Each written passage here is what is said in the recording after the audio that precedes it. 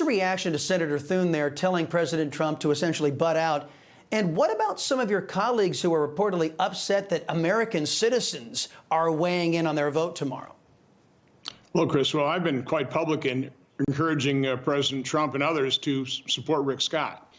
And quite honestly, we get calls from our constituents all the time, and it's entirely appropriate for our constituents to let us know how they feel on particular issues. So nobody should have sore feelings about that or feel threatened by it.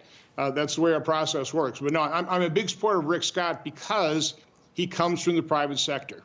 You know, one problem in Washington, D.C. is there are so very few people who have any experience in, which means little knowledge of, and maybe even worse, very little sympathy for the private sector. Plus, here in Congress, so many people, they haven't even been part of a functioning organization, one that has a mission, establishes goals. Everybody that works for the organization understands their role to achieve those goals.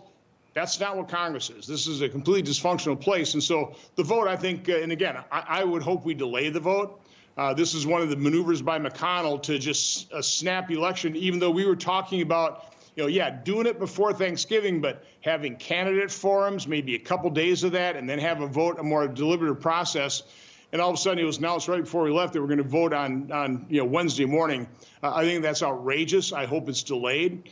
But anyway, we're going to be voting for, when we do vote, business as usual, which is taken under McConnell's leadership from $8 trillion in debt to over $35 trillion in debt, versus a business person's approach. I mean, Rick Scott's an extraordinary individual.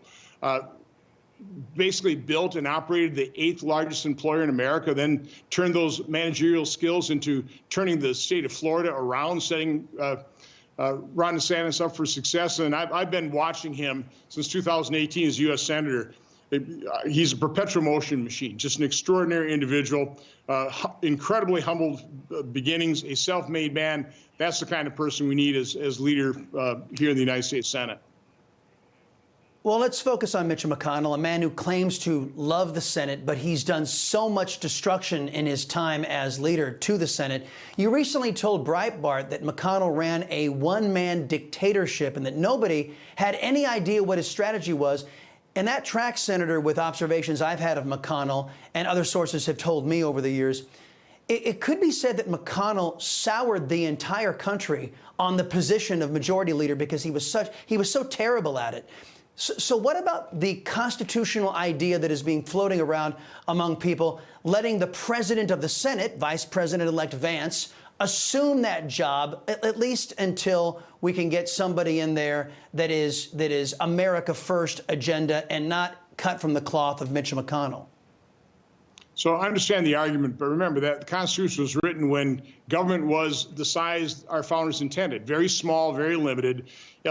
Unfortunately, the federal government has busted out of the constraints of the enumerated powers in the Constitution. It's a massive bureaucracy. I think J.D. Vance is going to have an important job, a big job, and he's got to be ready to, take command if he needs to, or he gets elected next time. So the majority leader, it's a big job. It's a complex job. J.D. Vance has a big job.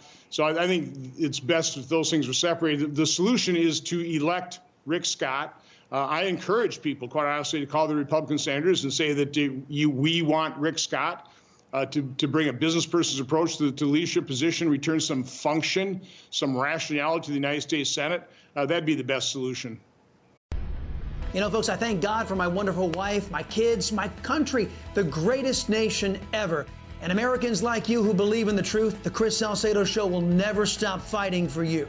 The Chris Salcedo Show, for the news you need to know.